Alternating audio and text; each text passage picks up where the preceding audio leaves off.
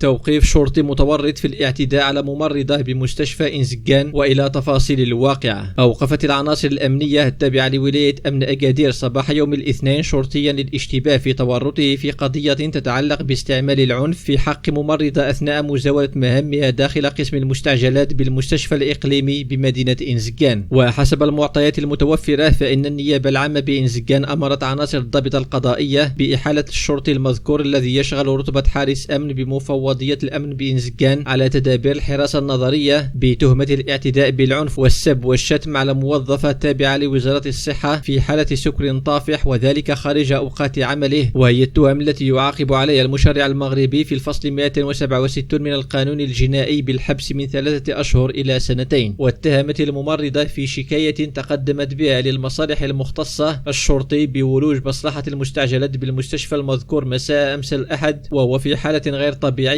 حيث دخل غرفة العلاجات دون احترام القانون وأسبقية المرضى الآخرين، الأمر الذي لم تتقبله المسؤولة الطبية ليعمد المعني بالأمر إلى صفعها وتعريضها للشتم أمام زملائها في